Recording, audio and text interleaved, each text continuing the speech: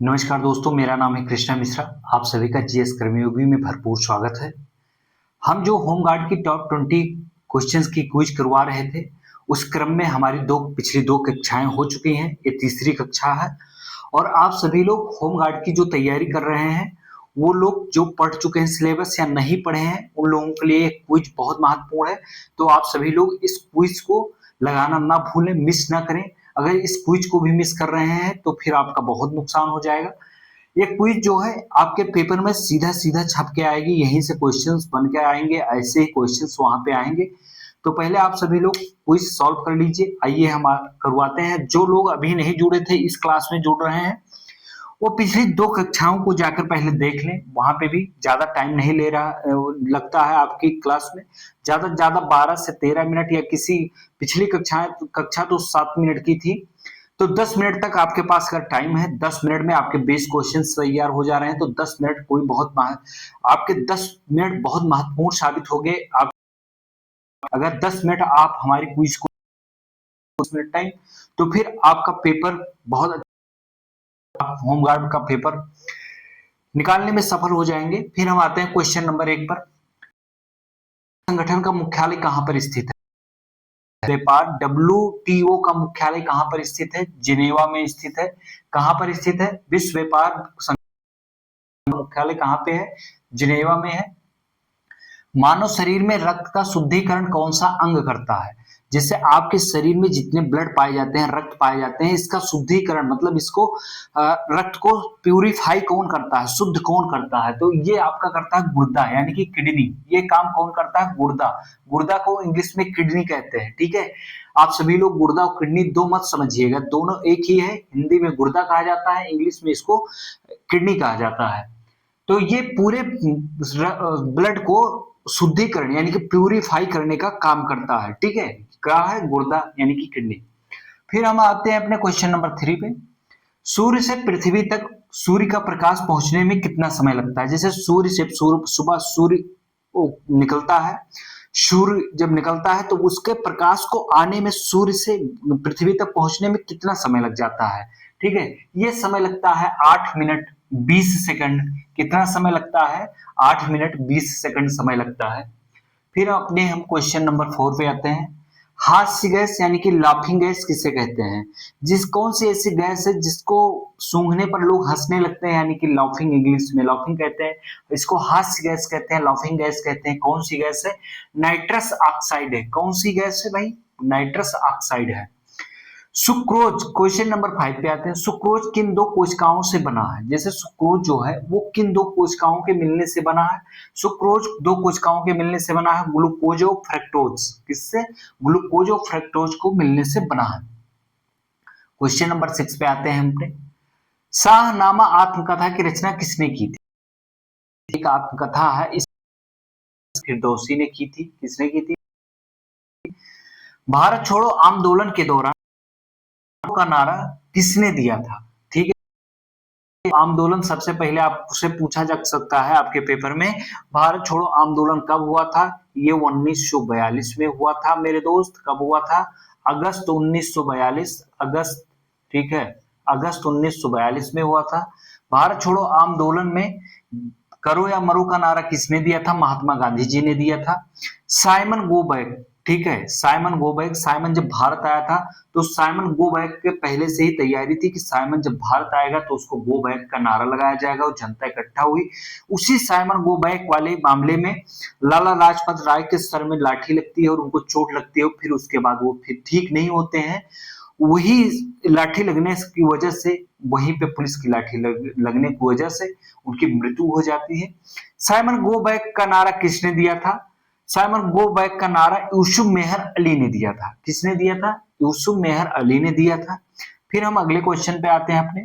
उत्तर प्रदेश में मेजर ध्यानचंद विश्वविद्यालय कहां पर स्थापित है? मेरठ में है। कहां पे है मेरे दोस्त? मेजर ध्यानचंद विश्वविद्यालय कहां पर है? मेजर जो ध्यानचंद जी हैं, ये हॉकी के जादूगर कहे जाते हैं। अगर पूछा जाए आपके पेपर में आएगा हॉकी का जादूगर किसे कहा जाता है, तो मेजर ध्यानचंद को कहा जाता है, ठीक है।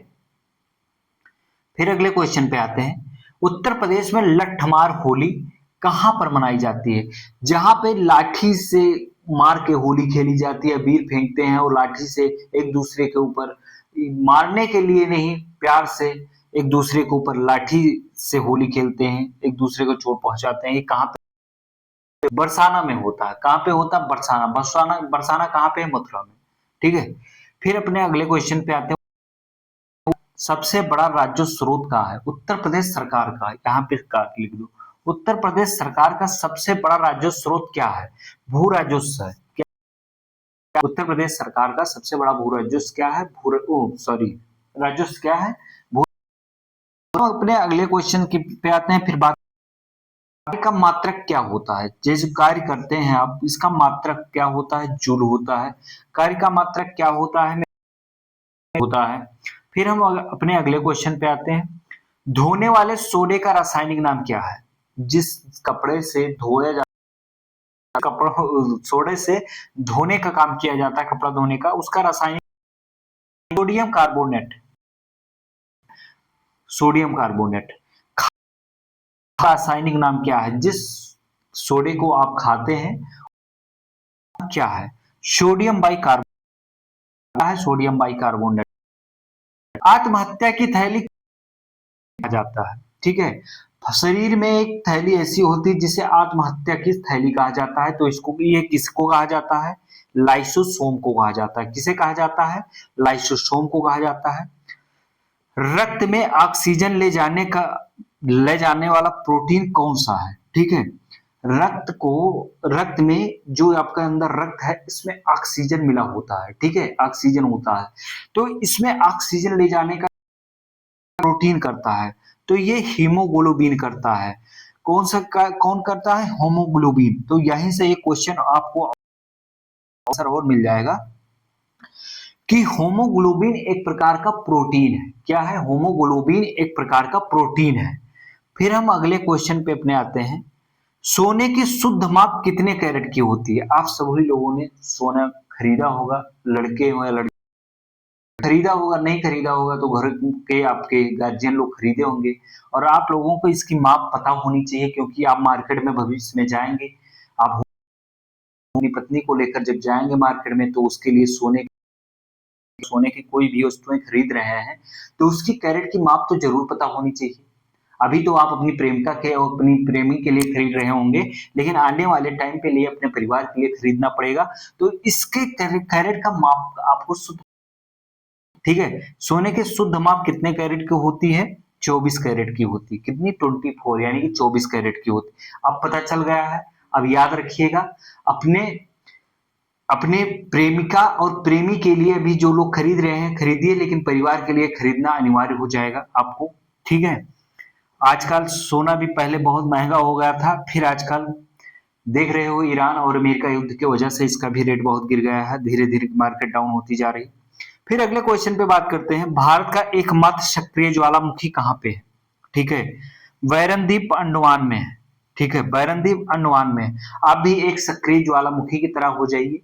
अपने आप को इस समय मौका है, लगभग 1 महीना से कम टाइम बचा है, और अपने आप को एक ज्वालामुखी की तरह अपने अंदर की एक ज्वालामुखी के फोड़ दीजिए, उद्गार करिए और अचानक से बूम कर दीजिए। और जो है होमगार्ड पेपर को इतना बेहतरीन